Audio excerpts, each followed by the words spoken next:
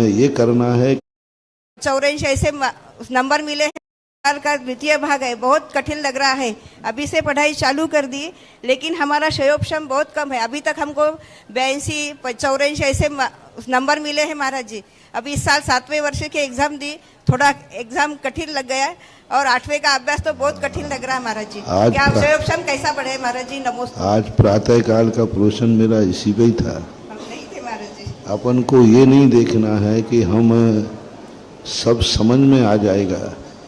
हमें ये करना है कि हमें पढ़ने का साहस करना है।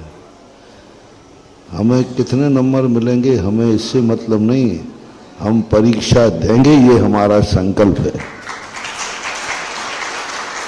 हमें मंजिल मिलेगी या नहीं मिलेगी हमें मतलब नहीं है, लेकिन हम रास्ते पे चलेंगे, ये हमारा संकल्प है।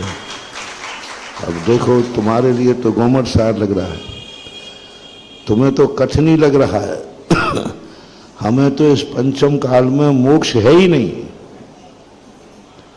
पंचम काल में मोक्ष है ही नहीं, फिर भी संकल्प कर रहा हूं मोक्ष मिले या नहीं मिले, लेकिन मोक्ष मार्ग पे तो चलूंगा। स्पष्ट किया कि मोक्ष नहीं मिलेगा तो कह दिया नहीं मिलने दो, लेकिन मोक्ष मार्ग पे तो चलूंगा।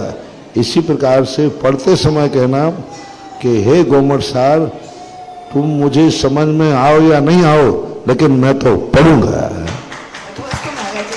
परीक्षा में भले नंबर आवे या नहीं आवे, परीक्षा तो दूंगा। तो कुछ ना कुछ तो होता है। और ऐसा जब हम दृढ़ संकल्प कर लेते हैं तो बहुत कुछ हमारा क्षयोपशम बढ़ जाता है।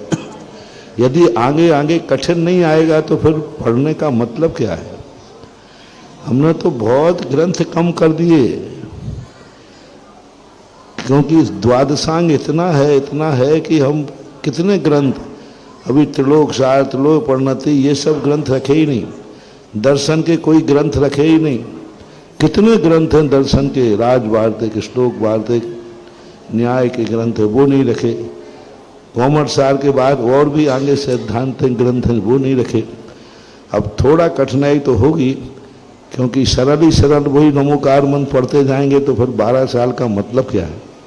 होने तो कठिनाई, पढ़ते रहो। उम्र बढ़ती जा रही महाराज जी, 60 साल की उम्र हो गई, क्षयोपशम इतना नहीं है, तो कैसा करेंगे महाराज जी? करत करत अभ्यास के जड़मति होत सुजान, रस्सी आवत जावत है, शिल पर पड़त निशान। ईमानी से और एक प्रश्न है महाराज जी, बस एक ही, सभी के आज लंबी लिस्ट है।